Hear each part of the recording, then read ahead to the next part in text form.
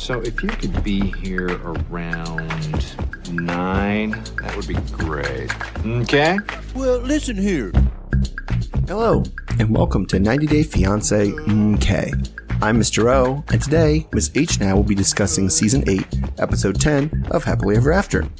In this episode, Kobe's family explains the bride price to Emily's family, Alexi tries to manage being outnumbered by toddlers, Liz takes Riley back from Arkansas, Jasmin explains the baby situation to Gino, another fun activity for Sophie and Rob turns into a fight, Mahmoud leaves Nicole again, and Angela returns, this time blowing up over Michael's visa application. We'll be back again next week to talk about episode 11. And we're also back on our other channel, Love After Lockup MK, covering the current season of Love During Lockup. Alright, thanks for listening, stay safe, and enjoy. Hello, Mr. O. Hello, Miss H. How are you today? I'm pretty good. We're getting towards the end of the school year. Yeah. Next week we'll be recording like live and in person, so Yep. that's always exciting. Yeah, together. So that'll be interesting. But until then, we're just trying to survive the school year. And so, end of the year, lots of activities, which is the reason why we're a day later than we're usually releasing this. So Yes. let's just go ahead and jump right in. So let's start off with Emily and Kobe. So Kobe's family is talking about how important the knock door ceremony is. The list for the dowry is presented, and it's a list of all the things that they want. The family says that a list needs to happen because it's part of tradition and their religion. Kobe just hopes that Emily's mom plays along and respects the tradition even though she feels a way about it. Emily's dad shows her the giant container of palm wine that they've been, cooking up themselves. I wasn't really sure where this palm wine came from. Emily has also been cooking traditional Cameroonian dishes. David, Emily's dad, assures Emily that everything will be fine. Emily just hopes that Kobe's parents won't be offended with her mom, Lisa, presenting her concerns. Kobe arrives with his family. Emily isn't supposed to be there for the ceremony, so she hangs back in the house with the kids. Kobe isn't supposed to be the one talking, but he is because he's translating the meaning of what his family is doing and saying and explains what's happening.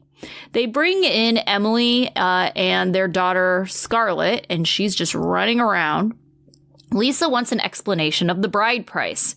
His cousin explains that Emily is property and she will be buried in Cameroon. David and Lisa both say they have an issue with the word property. And so then that's kind of where we left off. So, okay, I had a couple things. Like the fact that the family insisted that this was part of their religion, is this written in, I don't know, do they follow the Bible? Is this a biblical thing or other?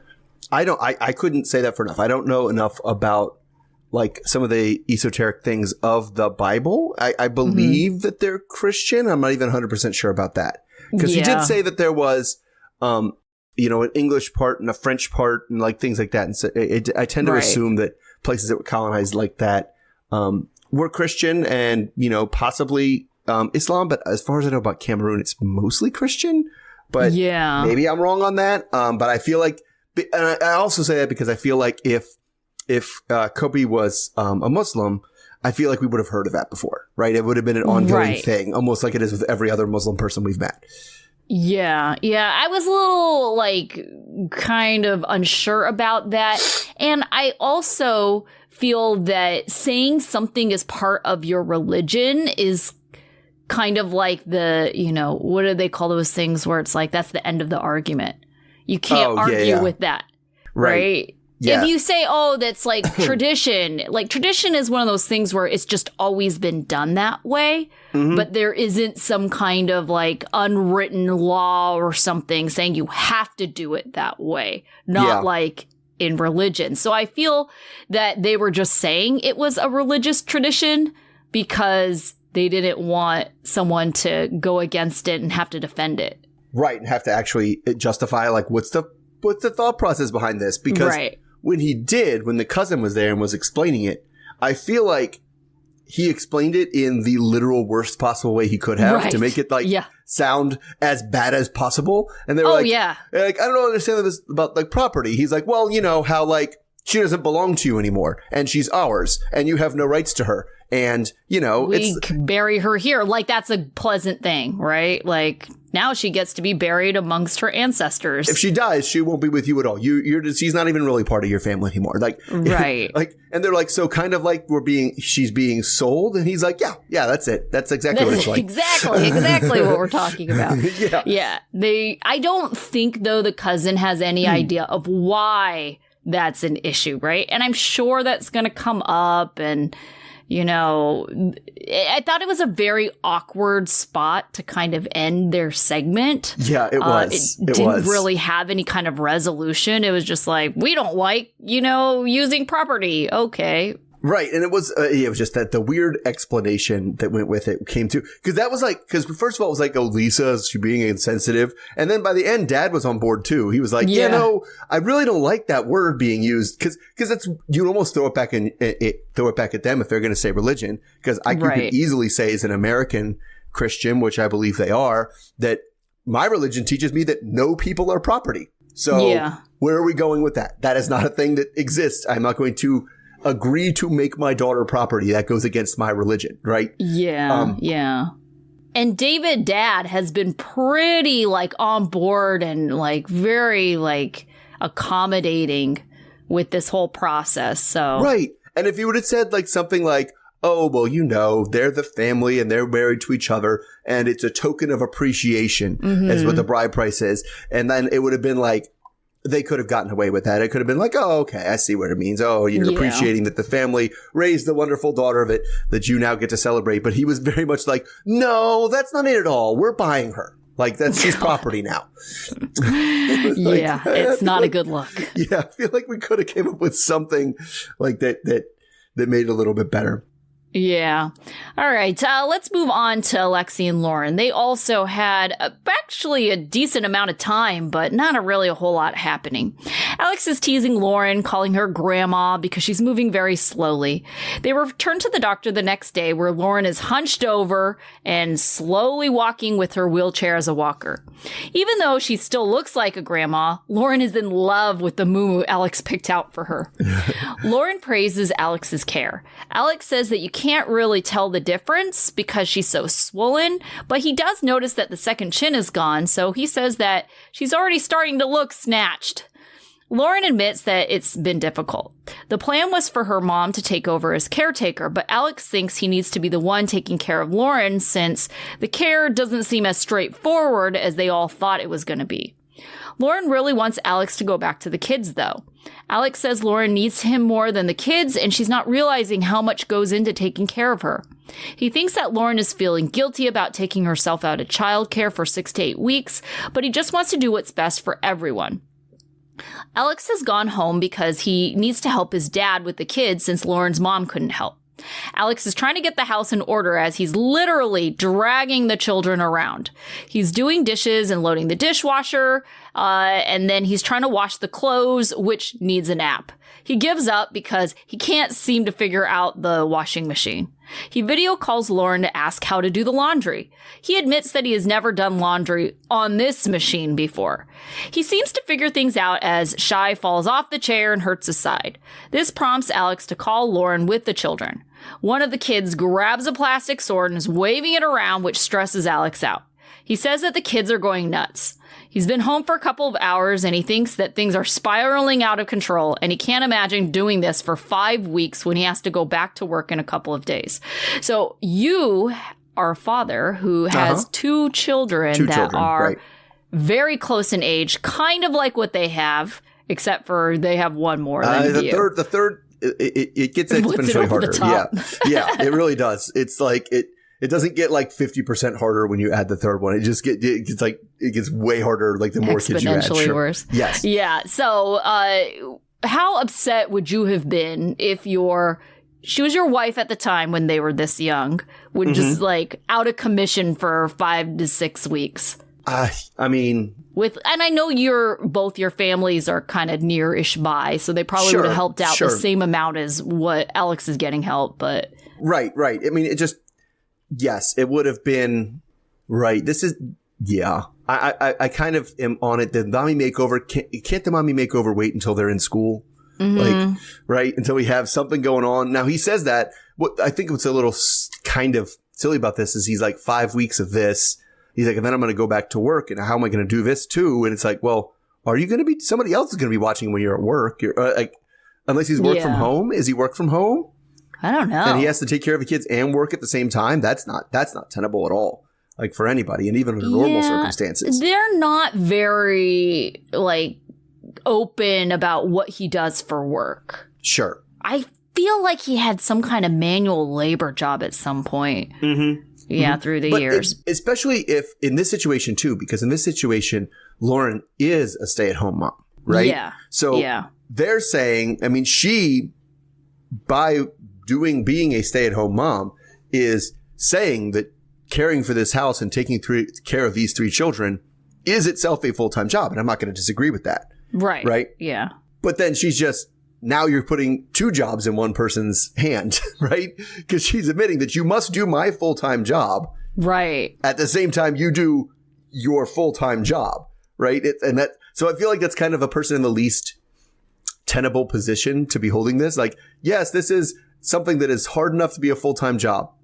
Do it in addition to your regular job. Now, all by yourself. Go. Yeah. I agree what you were saying about having this done when the kids are all at an age where it's less of a stress, right? Because he was right. These kids were going nuts. But I mean, they were just being kids. I didn't think they were being especially bad or anything. Absolutely not. They were just being kids. Yeah, they weren't like being terrors and I think but kids falling off of stools, kids needing more snacks. That's just kids. That's just kids waving things around like weapons. But this one actually was kind of a weapon.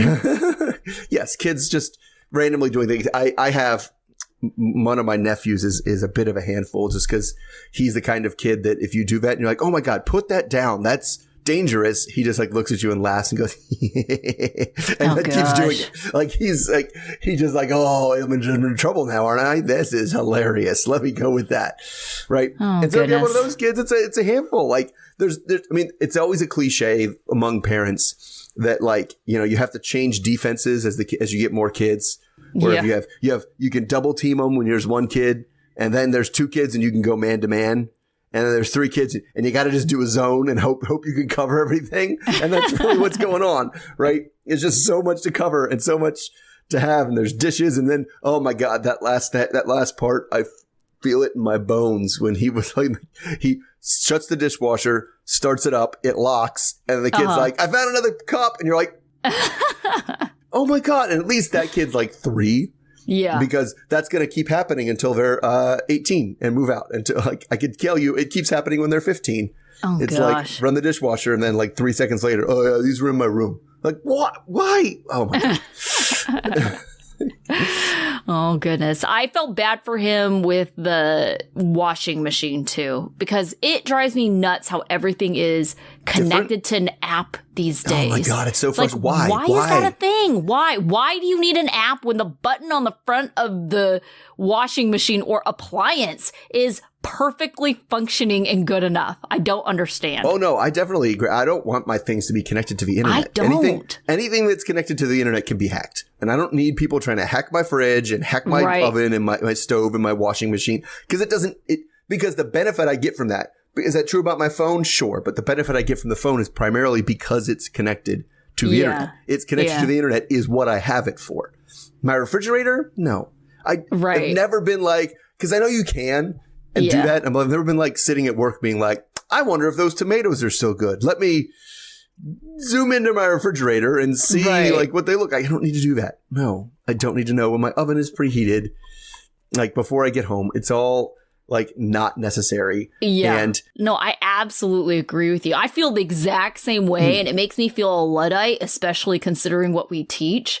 But I'm like, yeah, I don't need everything connected to a virtual assistant either.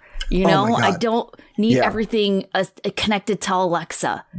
But I also feel like I feel the same way about AI right now. Right? Everybody's like, oh, everything's going to be AI. And I was like, it shouldn't be because AI sucks right now. Right. Like, it is not good enough right now to do what they're trying to do it. Like, no, but, and that's the thing too. And I hate to say this because I know it'll insult people, but it's like, I think it fools people who don't really know about it. It Sure. really does a good job of tricking people into thinking it's a lot smarter than it is. And then you get it to do anything like reasonable, and you're like, that is the most unreasonable response. Yes. Well, because you know who else is good at getting people to believe things and believe they're smarter than they are just blowhards who make stuff up, but they make stuff up confidently. And that's exactly what AI is right now. It is. Like, I agree. It said that thing. It said that completely bonkers, off the wall, incorrect thing very authoritatively. So right. That sounds right. Yeah. Yeah. And the second you push back, it's like, oh, I'm sorry. You're right. It's like, no, I shouldn't be right. I shouldn't be outsmarting you. Stop it. Yes. Especially if you're going to be basing like actual actionable things on it. If it's ChatGPT and you're playing with it, or you're that's writing fine. a stupid thing, who cares, right? But like if you're going to be like, oh no, we're going to base all even the small things like Google is replacing the search with an AI, like it's not good enough for that. Like, it's so terrible. Like, I was trying to do research for like a poster project I was doing, and it made up people. But we could go on and on about this. I feel like, because there's a whole like gotten very off track thing. Yeah. Okay. Anyways, I think that's all we want to say about them and their use of technology. So we can move on. So let's talk Ed and Liz. So everybody's packing up. Well, I say everyone. It's basically Liz and Riley, because they're going back to San Diego. So Riley now has been made aware that the wedding's off and Ed and Liz are broken up and Ed's not going to be in her life anymore. So it's really just too weird and awkward right now for Liz and Riley to live in the same house as Ed when he's just kind of around and they're broken up. So she's going to go back to San Diego, not necessarily permanently, but just with enough time to get somewhere comfortable and come up with a plan. So she wants to leave the house eventually, obviously, but she's not sure if her future life is going to be in California or in Arkansas, because if you remember, they were working on their real estate license. And that's kind of something, once you start it in one state, you're kind of locked into that state. And so she's locked into Arkansas for that if she wants to continue that. So they come out and Edward's in the kitchen this whole time. And he asks for a minute with Riley before they walk out. So Liz, not really enthused about this plan, but she gives in, and he talks to Riley one-on-one and apologizes for not being able to see her anymore. And they, not be able to play games and have fun or whatever. And they say, I love you to each other. So he hopes this breakup doesn't negatively impact Riley too much. So then Liz is hurt and crying and upset, as she's walking out. And it's like upsetting her more that Ed doesn't seem that upset. Right. And so she's just like, I don't understand. How am I the one that cares and he doesn't care? And she's also kind of dreading going back and, seems like a failure to go back and get all the I told you so's when she gets back to San Diego. But then they're back on their driveway and they drive off. And after that, Ed just starts trying to clean up the house. He just sad washes some dishes, and it reminds him that, he's going to have to put his whole life back together in his late 50s. And maybe he should start by hiring a cleaning lady to do all these dishes for him, because you could see him just try to clean stuff. And he's like, But he doesn't think of his whole relationship, this end of his relationship, as a failure. He thinks they both dodged a bullet here. So, I mean, did they both dodge a bullet, or was it just Liz that got bullet dodged? Just Liz. I mean, I don't know. It's interesting, though, because when you heard his side of the story about her screaming at him over the taco pasta gate, right. it was weird, because I was like, I can certainly imagine her yelling at him or being mad at him and stuff, but to be uncontrollably red in the face screaming like he kind of painted that picture. Well, and also for an extended period of time. I just imagine. Right, just ranting, yes. Right? The way that he kind of made it seem. I just don't see that. And I just don't. And it is far more likely in my mind that Ed is lying about that, because my goodness, what hasn't he lied about? Right. Oh yeah. I'm positive that I would positive. I would bet my money on Ed did something extremely dickish, said something extremely dickish, and then wouldn't back down from it. Yeah. And that's what the yelling was about. Right. And then at the end of the day, the next day, he's like, well, if she's going to get that upset about taco pasta, where really it was, if she can't deal with me being that big of an asshole, then things aren't going to work because I'm going to continue to be this big of an asshole. Right. Yeah. So, I mean, I don't really... My only thing that I've ever faulted Liz for, where I was like, is her judgment in picking Ed as a partner. That is the only thing. Everything else, she seems mostly reasonable. I don't think she's any more or less mature than her age, you know? Mm-hmm. And so to me, it's kind of like, well, if anything, Ed is more immature than she is. But, you know, sure, she's made mistakes. And kind of thinking that there's nothing wrong with this back and forth type relationship. But if it was with Ed and she had this, or if it wasn't with Ed and she was still having this back and forth relationship, I would just chalk that up to, well, she's still kind of young and she's still got to figure out that whole relationship push and pull, like, isn't healthy and it never ends well. Right. Mm-hmm. And so I don't think that she is the bad part of this equation. You know, it's 100% him. She dodged a bullet with him. He is probably my least bottom three of anyone in this entire series. I think it's a tight competition with somebody else who showed up in this episode. Yeah. Definitely was. I would probably put that person as my least. He's on, I would say, definitely bottom three. Yeah. For sure, for Ed. But other person coming up later in the episode, worse for me. All right. So I guess you're hinting at the return of Angela and Michael, one of our other favorite, not so favorite people. So Angela and Michael, they're eating dinner together in Nigeria, and Angela is trying to hype up Michael because he has his visa interview the next day. Angela says that she can't handle more rejection. Michael has applied for a student visa and a fiancé visa, and both were denied. His spousal visa was transferred to another country since there was such a backlog of applicants in Nigeria. Angela has pulled up some questions to prepare for his interview, and the first question is, how big is his penis? They both laugh at this question because it's not real. We next get more inappropriate info as we find out that the first time they visited, they had sex 36 times. And they always do this with them, right? Angela always offers up like these super inappropriate pieces of information. Yes, details. Hard to believe and super inappropriate, yes. Yes. Right. So they got married in 2020, and it's been 4 years since they applied for the spousal visa. We also get a recap of Michael's cheating. Angela says she never trusted Michael, but also never thought he would cheat. Those things don't go together. Those mean the opposite of each other, yes. So Michael thinks that couples therapy really saved their marriage because if you remember, they were on last resort. Angela asks Michael to explain the age difference, and Michael says it's love, and he knows he loves her because she's shown him what true love is. But then he messes up the next question, saying that Angela is Italian Christian? Angela is convinced if she was in the interview with him that things would be approved pretty quickly, you know, because she would tell them what's up. Michael thinks there is enough proof out there to show that they are a legitimate couple. Angela can't imagine having to start over and do another 7 years of this. Angela tells him that if he's denied that she's going to end things. They video call Angela's grandkids, and London, one of her grandbabies, says that Michael needs to get there. Angela wants to bring Papa Michael home for the grandkids. Michael says the first thing he wants to do is see the grandbabies. Angela says they're like kids, and she has like 6 of them. Skyla, her daughter, says that if it's God's will, she'll welcome Michael. We get a title card of screenshots that Michael printed out for his interview. Angela is mad because it makes their relationship look unstable. Angela doesn't understand why Michael would highlight their fighting over the cheating, which is what the screenshots were of.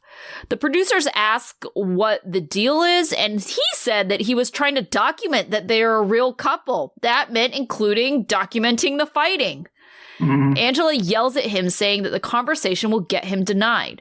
She refuses to go with him to the interview because she's just so mad. Michael says that she was triggered and nervous, and he just is trying to focus on the interview, and he will smooth things over with Angie when he gets back. Angela believes that he's been flagged with his other 2 rejections, so she can't understand why he would put something risky in this portfolio. Angela has regrets about not going with him because she thinks it makes her look unsupportive, and she wishes that she had had more time to cool off so she could go. She admits that she was self-centered and she should have just gone to the interview with him. She's annoyed that he doesn't see it as their visa. Okay, so what do you think of Michael's screenshots, including those as part of his evidence? Do you think it would strengthen his case that they're a legitimate couple? Or are you Team Angela and thinking, what are you thinking, you moron? This is going to get us rejected. I mean, this is probably not the best thing to choose, but I also don't trust Angela because Angela told him exactly what to put in a bunch of different things, and he keeps getting rejected. Right. So, like, I think Angela's idea, like, if I was there, I would be able to explain everything, right? Like, her entire idea of what should go in the visa application is wrong. It keeps getting rejected. Yeah. Right? And it keeps getting rejected because it seems fake, right? And so I get where he's coming from. I'm not saying you can include the stuff where here's the part where she thought I was cheating on her, and here's the part where I said I was cheating on her. That's not good. Yeah. But the parts where you like show that you actually have real conversations and it's not just all clearly dumb. Like, I could imagine nothing would get you rejected quite as fast as exactly what Angela is picturing in her head of, like, they ask a question and he starts to talk. She's like, shut up, let me handle this. I'm going to tell you. And like her speaking for him the entire time. Right. Yeah. As the American, let me just speak on this. And that's just going to make it look like that makes it look way more fake than whatever it is he's trying to do. Right. I mean, okay, in my opinion, are they a real couple? Begrudgingly, I would have to say yes. They're a, quote, real couple. Right. But are they a couple that is stable enough that them getting granted the visa is going to result in his long-term relationship with Angela and residency of being in the U.S.? No. I mean, you can see how tumultuous their relationship is. And it's like, if anybody sees them or knows them from the show, they would know that, okay, whatever, give them the benefit of the doubt. This is a real couple. Right? But are they going to be divorced once they're in the presence of one another? Yes. And I don't know, is that something that they're judging on? Is I that don't something know. that, like, when they're deciding on a visa, is the likelihood that you guys are getting divorced, even if you are truly a real couple? Like, I don't think the State Department's getting involved in this relationship is doomed. Let's cancel this visa. Right. Like, you know? Right. Now, I think you're right. And I do think it's not up to them to decide if this is going to be a long-lasting couple, right? But I also think that's why things have played out the way they've played out, right? Michael, in real life, we know that he has come to America. We know that Angela and Michael, within months of him being here, has fled, abandoned Angela because of her abuse and, like, whatever, their instability, alleged abuse, I will say, abuse and instability in their relationship. And they are not together. In fact, he's hiding out to avoid seeing her. Mm-hmm. Yes. Yeah. I mean, and that is kind of evident. I mean, you already you've seen that. We've seen it already. And we've seen what it goes on here. She just flies off the handle. Yeah.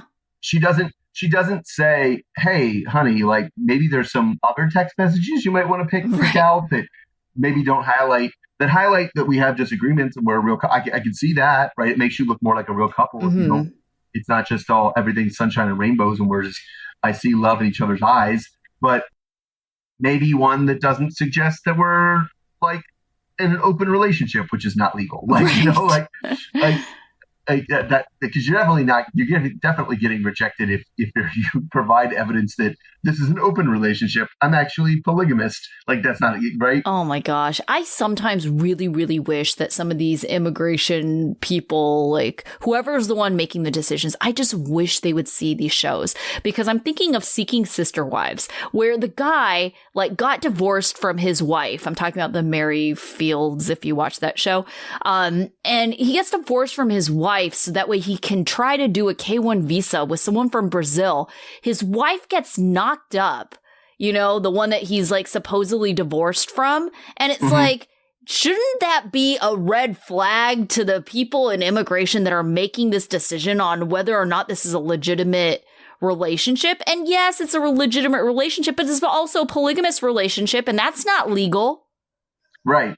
Yeah, it is wild. I do kind of wonder if they have any access to these shows. Yeah. And if they did, like, would you want them to see them? No, like I don't think so. Like Angela and Michael, in this case, you see that they're actually married and have been through some things and are sticking together. But like, it's also weird things like, do they ask things like, when did you decide you loved your wife? That's a weird question. I don't know how to answer that question. Right. That's a weird question to ask. Yeah. Like, you want a big romantic story from the people? That just seems kind of weird. And I almost feel like it's one of those trick question things where, like, if you have a weird, completely good rehearsed pet story for a question they ask, you'd be like, I feel like you rehearsed that and made that up. Like, I don't know, it doesn't feel real to me. So I kind of get where he's coming from in that, like, I don't want to over prepare and go in there crazy, but whatever they've done before, I feel like they need to have debriefed from what happened before. Right. Like, what did you try before? Because that didn't work. Yeah. You need to try something different. And you're right, when they do try something different this time, this is try 3. And the State Department knows that. Like, the people that are interviewing at immigration knows that this is his 3rd crack at this. Yeah, I don't know why he's so desperate to get to the U.S. I don't know what his living situation is like in Nigeria, but it's like, I don't understand how this person is so desperate that he's like, possibly abusive partner? Yes, let's go with that. Yes, I mean, it is. And he has, from the beginning, he's even in all this, it's been like he's in this for the green card. Yeah. And also, like, he is very much a sunk cost person. Yeah. He's like, well, I mean, it's been after 7 I've been doing years. this for 7 years, Yeah. like, it's going to have to start over 7 years again. Like, so here we go. Like, yeah. So it's just a lot. And just seeing her on the screen again was instantly like, just like, oh God, please. Like, especially, I don't know if you paid attention to the outfit she was wearing. No. She had like a very string bikini thing on. Oh, but no, yeah. I'm worried. And then, like, she had like a scoop top, and then like her boobs were hanging over the sweater. Right. It was made like no very sense. weird. Yeah, I was like, what is the point of wearing a shirt? Your boobs are just hanging out. They're literally just hanging out. Yes. I was like, oh God. And like, you know, she know how much she likes to show them off. So, yeah. All right. So let's go on to another frustrating pair here is Sophie and Rob. So in the interest of spicing things up, Sophie and Rob are at a lingerie shop. So Sophie says that Rob has been better towards her recently. And so she's going to do something for him and finally do the dress up, like the one adventurous thing in bed that she was going to try, which is, or backing up, like dressing up is like the thing. She's like, I guess I can try that. So after some jokey playing with, like, he has a sheer robe that he like puts on. Is like, should I have this? Sophie picks out and Rob together pick out some schoolgirl things for her to try out. So she's pretty embarrassed by this whole process, and Rob is trying to have fun with it in the store, before, or at least at first. And so she says, well, 2 can play at that game and we can both have fun. So I'm going to pick out something for you to wear. So then he's like, okay, we'll do that. And then they argue for a while about which one of them is a bigger starfish in bed, which, based on, like I said, that their idea of adventurous is like, ooh, maybe you could dress up in lingerie. I feel like that might be a legit argument for them to have. So anyway, her first suggestion, she picks off the wall. He's like, wear this. And he's like, that's a jockstrap and it does not cover your ass at all. And then he turns it around to show her like how it works. So then he settles for some sort of like chest, like it's a strap, like with strappy things, and makes an X on your chest, like he's in Mad Max or something. So it doesn't really, he puts it on and it doesn't, I feel like it's too small because it's like really tight at the top and doesn't quite cover his nipples. And she says it's cute and then like grabs it and snaps it like she's a middle schooler with a bra. So anyway, now it's her turn. And although she warns him she's not going to come back if it doesn't look cute, come back out if it doesn't look cute. So she goes in and after a minute, she's like, yeah, this skirt is way too short and my ass is just hanging out. So I won't be wearing that, but I'll wear the top. And she comes out in the top and it's like a little like, I don't know, almost like a tube top thing. And then she has like a tie on top of it. And Rob is kind of immediately disappointed because he's just like, that's just a top. Like, you wear that stuff like that all the time. This isn't even dressing up. And then it turns now what started off as playful flirting is now just a fight.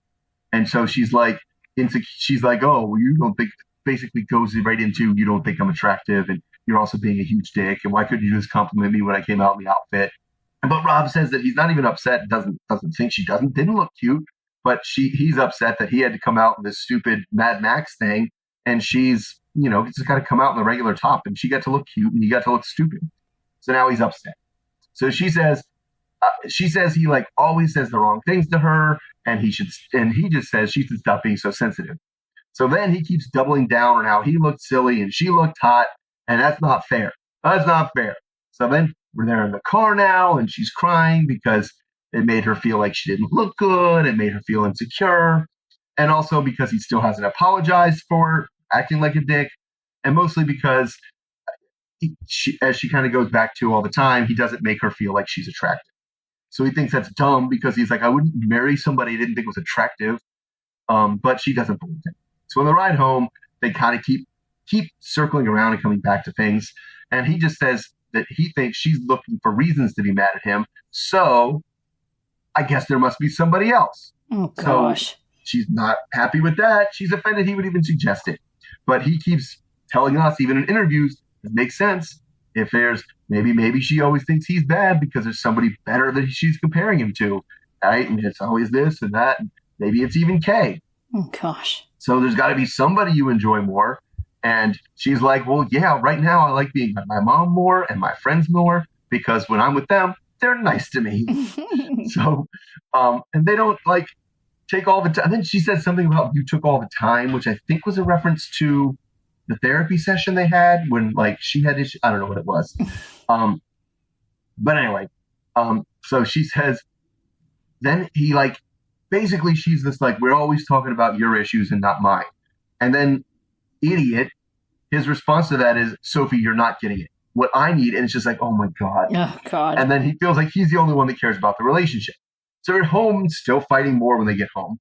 And Rob starts the conversation at home being like, well, if you don't want to work things out with me, you should just be with somebody else. Because she left the car in the middle of the argument. Sophie was lost because she always thinks she really doesn't understand how he contorted himself into being the victim now at this point.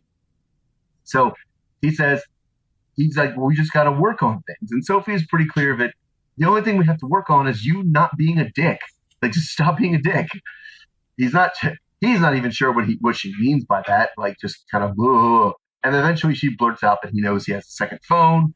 And then they argue about the phone. So he says the phone wasn't a second phone. It was just his phone that he thought was in airplane mode, but it was connected to Bluetooth somehow, and he did have a missed call on it. It's just a weird thing that happened.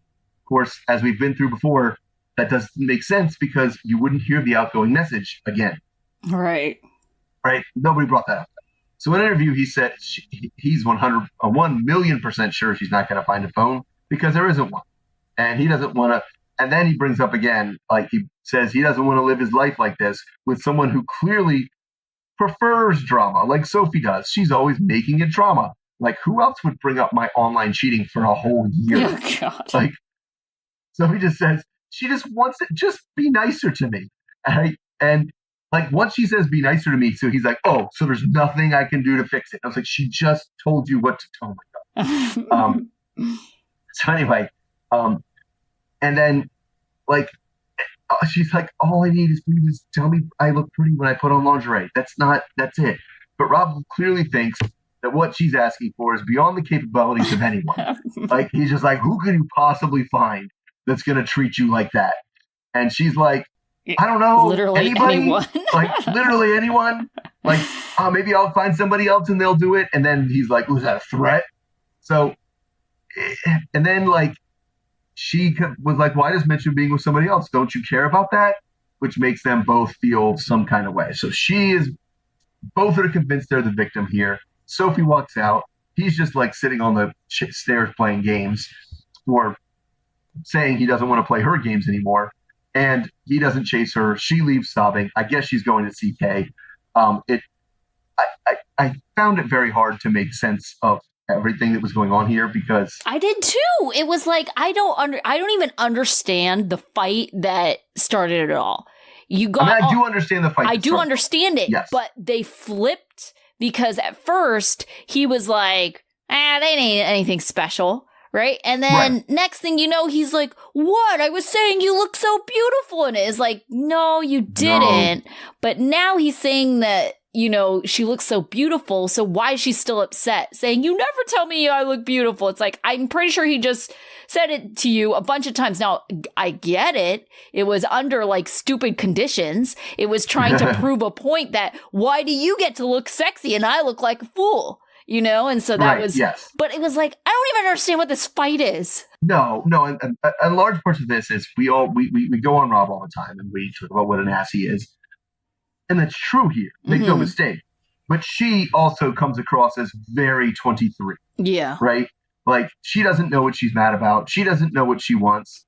Like, she says she wants something, and then when he gives it to her, she's like, but I just want that thing. And I just did that thing. Right? And, like, at the end, that is a weird hill to die on when she goes, well, fine, I'll find somebody else who'll treat me like that. And he's like, okay. And she's like, I can't believe you don't care that I said I would find somebody. That is like the most 23-year-old argument I can imagine. It is. But, I think really at the end of the day is that she doesn't think he's being sincere when he actually does say the things, right? Because he did. Sure. He just kind of offhand like, yeah, you look beautiful. You look super hot. I look like an idiot.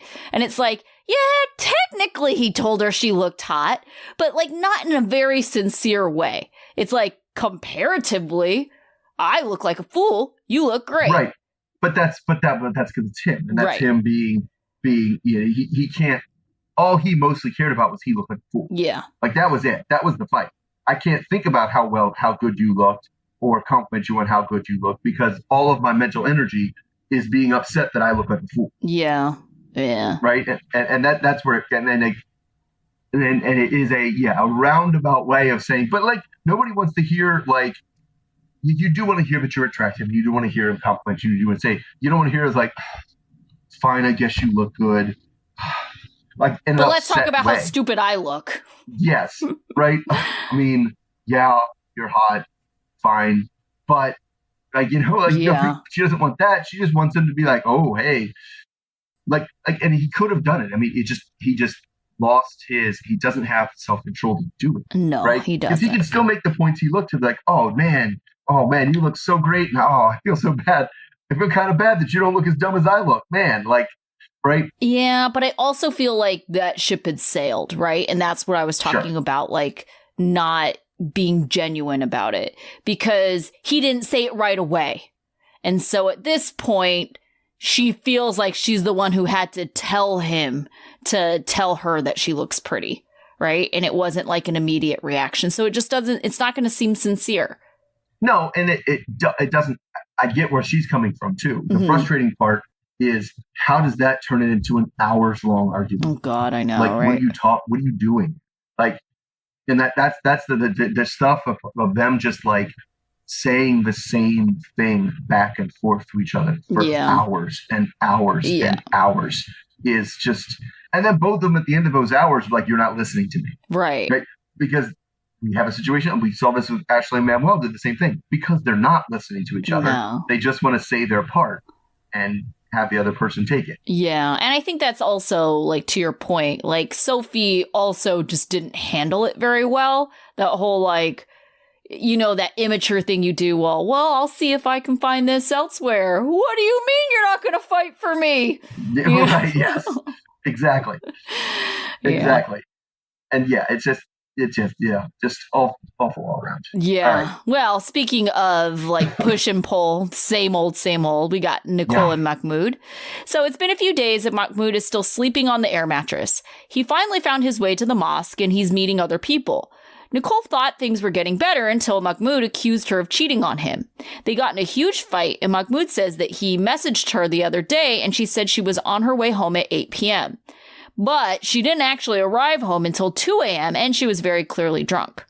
Mahmoud asked to see her phone and she freaked out and refused. Mahmoud was convinced after this incident that something was up. Nicole says that she had a couple drinks, but she wasn't even tipsy. She admits that she refused to let him see her phone, but she says that it doesn't mean she's cheating because she doesn't even have time to cheat on him. She just thinks that he was being controlling, and so she wasn't going to give in. Mahmoud doesn't think that Nicole cares about his feelings, so he thinks she's capable of cheating, and he doesn't feel anything for her anymore. Nicole doesn't really pay attention to his empty threats of divorce, but the fact that he says that he has no feelings left for her feels so final. Nicole isn't sure if he was being truthful or if he was just emotional, but she's not about to stay in a loveless relationship. Mahmoud says he can't take it anymore. They argue about where Nicole was that night, and she says that her friend Olga, who we met, it was one of the friend groups that came and crashed the house, wanted a drink because she was fighting with her boyfriend Julian. Nicole refused to show him her phone because she thinks that he should trust her. Mahmoud says that everything she's been doing is showing that she has power, like her clothes and the drinking. He says he's done, and this time it's for real because he's not seen any change. He says that he doesn't feel any love from her, so he has no feelings for her anymore. She tells him that he can't stay at her place anymore, even if he's just trying to figure things out. Mahmoud packs up his stuff and leaves without saying goodbye. Nicole feels devastated. She says no matter what they went through, they always had feelings for one another, but if they don't have that anymore, there is no point. Mahmoud says that divorce is the only option because everything is just getting worse. He met a friend at the mosque and hopes that his friend can help him while he figures out how to get back to Egypt. Nicole thinks that Mahmoud is the best and worst thing that has happened to her, and she thinks the only way of getting through this is remembering she'll be free again. Okay, so do you think that these people still have love for one another, or do you think they just said things that they didn't mean while emotions were high? I mean, I would think it's easy to say that these people don't really have much love for each other because it didn't seem like they ever did. Like, I don't know at what point I saw either of them express. They said it out loud with words. Yeah. But I haven't seen anything in either of their actions the entire time we've seen them that indicates that they have a true deep love. Right. At least in the U.S. I agree with that. I'm trying. Maybe Egypt was a long time ago, so I struggle. But yes, for certainly this season, at no point have they even shown like they like each other, right? Like, yeah, I mean, okay, so what I feel like I remember from their first season is that they should not have been together, but I felt like she was actually trying. And so because she was trying, there were certainly moments of like sweet tenderness between them, you know, where he kind of recognized that this wasn't easy for her, but he kind of was getting his way. So he was still kind of happy. Right. And, you know, she was trying because it seemed like, you know, she wanted to make things work, even though it was like very difficult. So, I mean, at least there were moments of that. This, I have seen none of that. I have not seen him try to compromise in any way. I mostly agree with him that I feel that she's just trying to exert power now that they're kind of in her home turf, so to speak, and show him that, oh, this is going to be nothing like Egypt. We will have none of that anymore. And I do feel like a lot of these things that we've seen her do have been kind of power plays, which, absolutely. Which just, you know, is not how you show someone you love them. No. And I think it doesn't help that she says things like, that are basically we know are untrue. Yeah. Like she comes out, like you said, she doesn't even have time to cheat. And then he's like, well, she was missing in action from 8 to 2 a.m. And I was like, you know what, you have time to do it in those 5 hours? Right. Like that's time right there. So like, and so I don't believe she came back. She was like, I wasn't even tipsy. And I was like, I don't believe that. Right. Yeah, because why are you out until 2 a.m? Yeah, 2 a.m, very specific time to come home. Yeah, like, closing time. Yeah. Yes, right. And so I believe his version of the story more than I believe her version of the story. And yeah, just to kind of do things like that. Like she almost comes across as somebody who is cheating because I feel like it's a super common thing that people who cheat say. Is I don't even have time to do that. Who even has time to figure out how to cheat? Like I think that's That's one of the common excuses. And she does seem like somebody this entire time that has been, I'm going to be the biggest ass I can so that he breaks up with me. Yeah. And it's not my fault. Yeah. Right? She's definitely been giving off those vibes this entire season. Definitely. Yeah. Definitely seems like that. All right. Our last couple is Gino and Jasmin. So Gino is packing up and Jasmin has brought him coffee. So they're still in Miami for Jasmin's birthday. Gino tells her that he doesn't feel good and he's disappointed because he just found out that she doesn't want to have a baby. He doesn't like that she's making life decisions without discussing it with him. Gino says that it was his dream to have at least one child of his own. Jasmin wants to explain why she made that decision. She says that she is depressed, stressed, and anxious, and it's evident through her physical health. She also says that she doesn't feel right about having a child when her children aren't there. She feels guilty bringing a baby in the world when her children are elsewhere. Gino wants to know why she didn't tell him this before. Jasmin says that she wants to put things on hold, and she isn't saying no, just that she wants to wait. Gino says reluctantly that it sounds reasonable. Jasmin apologizes that she changed her mind about having a baby and didn't tell him immediately. Gino accepts her apology and hopes that as soon as her stress is better, that she'll change her mind. Jasmin says that she needs to find herself again and she wants to enter the pageant because it'll give her a boost of confidence. Gino agrees that it would be good for her and he supports her. He hopes that it will make her happy and get her out of her depression. All right, so do you think that Jasmin will be in the right mental state in Gino's timeline? Because I don't know why he thinks like, you know, oh, we have this unlimited amount of time and, you know, we'll just wait for her to be in a good mental space. Well, it's not even his timeline. It's hers too. She's not young. Yeah. Right?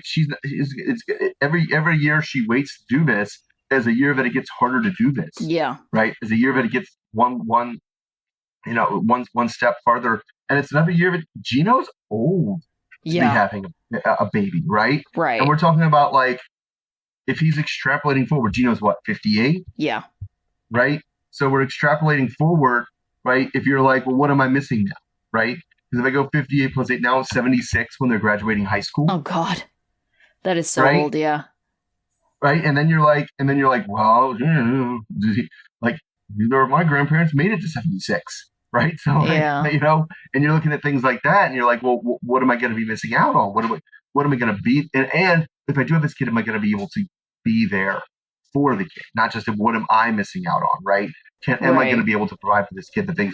But I don't know that he thinks that way because I don't know why he wants a kid. I don't either. I mean, he doesn't have any money. I mean, that's the whole reason why they can't bring her kids over is because he doesn't want to pay the lawyer fees.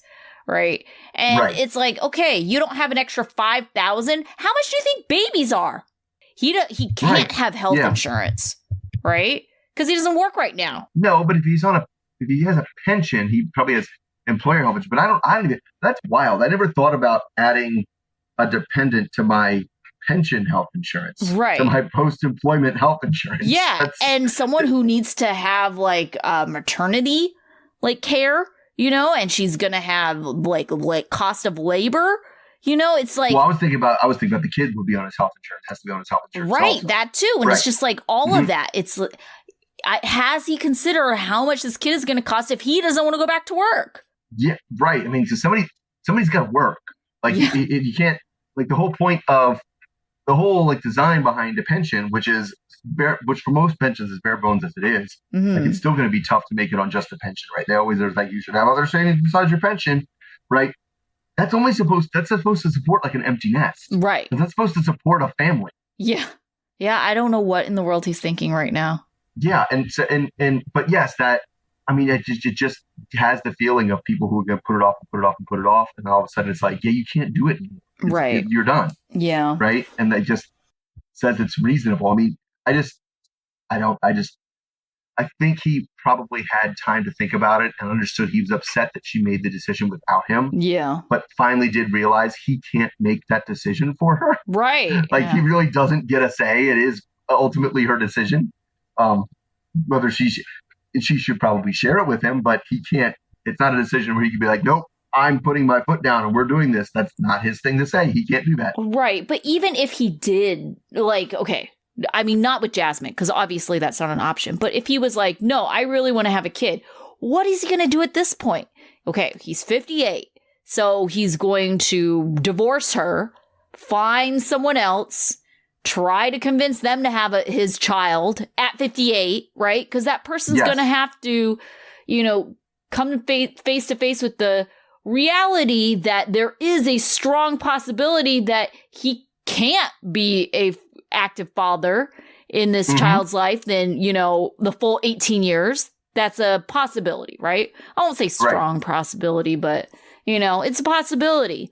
He's going to convince someone to have his child under those conditions. Like, how long is that going to take? Yeah, and he's going to find, woo, and marry someone who's, of childbearing age. Right. In the terms that wants to have a baby with his asshole ass. Right. Yeah, and so finding someone, there's not other options out there for him. And so I think that's part of it too, is like, I just got to play nice because this is my last chance. This is it. This is really the one time that I will be like, yeah, okay. This is your last chance at having a kid. It's not his last chance at love. It's his last chance at having a kid. Yes. Yeah. Yes, I'll give you that. Yeah. Unless you want to adopt, and then that's a whole different ballgame. I don't know, but he can. He's too old. Well, I don't know. Like adoption agencies are very strict about who they will allow to have babies, and he doesn't have a job, and he's 58. Oh God, He's gonna have a tough time getting it through that. Yeah, that's true. Oh goodness. Okay, so we covered all of our couples that we had on this show this week. We did not see from Patrick and Thais and Ashley and Manuel. Out of the group you saw this week, who is your student of the week? I'll give it to Alexi for having to hold down the fort with all those kids running around. That was pretty tough. Yeah, I agree. I gave it to Alexi. I was like, oh goodness. And like, just even, his attitude about, well, I'll take care of Loren because, mom isn't going to be able to remember all these directions and there's a lot more involved. And, just thinking about stuff like that instead of being like, peace, I'm going to go hang out with the kids. Right. Yeah. Okay. What about your dunce? I went with Nicole. It was whatever she did. She basically kicked him out. Yeah. Right? The lying and the staying out, because that's a bullshit thing to do anyway. And for her to literally say I'm on my way home at 8, and then just roll in it after 2 a.m. That's like messed up at the first place. And like try to be like, well, I was just going out. I'm not gonna change the way I live my lifestyle. And it's like, that's not an acceptable way to treat somebody. Like, that's not your life. It's not a lifestyle thing. Yeah. I went with Michael. I mean, he should know Angela enough. And it was a bit of a bonehead mood of him to include that conversation. I don't think it was the best move. If you're trying to prove that your conversations and relationships are real, I don't know if highlighting like the worst of the worst is really like the best thing to do. But forgetting about that, he should know Angela to know that he should have run everything by her. Sure. Yeah. I feel like the mundane ones would have been good. Right. Just like the conversations that are like, oh, no one who's faking it would bother having a conversation this boring. Right. This is just like, this could only be a couple that would have a conversation that no one else would ever want to read. Right. What about your life lesson? So my life lesson goes kind of Sophie and Rob. And I think it's maybe a little bit of a young person thing. Maybe it's an old everybody thing.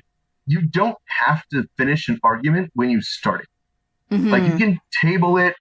And I think it's more of a Rob thing. Rob's like, well, are you just going to stop having this discussion and we aren't going to work through it? It's like, you both need to calm down to be able to work through this. And like, a lot of times you're just spinning your wheels. I feel like when I was younger, we used to hear the advice, never go to bed angry. Yeah. Right. And for a lot, I've met too many couples and too many people who just means they never go to bed. Right. And now they're cranky and tired and still having the same argument. Right. Like, take a break from your arguments, and it doesn't have to get settled as in a continuum of when it got started. Right. My life lesson is for Nicole. if you have a lack of communication or you're being secretive about something, it's no wonder your partner is going to jump to the conclusion of cheating, even if it's not true. Like, why was she being so, if she wanted to have control of the situation, she could be like, what do you want to see on my phone? I'm not going to let you have it, but I will show you whatever you want on the phone. Right. And just to prove up, or at least communicate with him. Why do you I will tell you exactly what I was doing today. You know, like there are other things that she could have done to communicate openness without, you know, in her eyes, relinquishing complete control that would have made him less suspicious of her. Right. But yeah, I get back to the first point. Yeah, you can't just drop off for 5 hours and not have him suspicious that you're doing something he wouldn't want to know about. Right. Right. Yeah. And a lot of people are going to jump to cheating for that. Yeah. Sure. All right. So, as far as we know, we will be back next week, usual day, Monday, because we'll actually see each other next Monday. That's right. You will. Yeah. Okay. So until then. All right. Okay. Everybody then. Okay. Bye. Bye.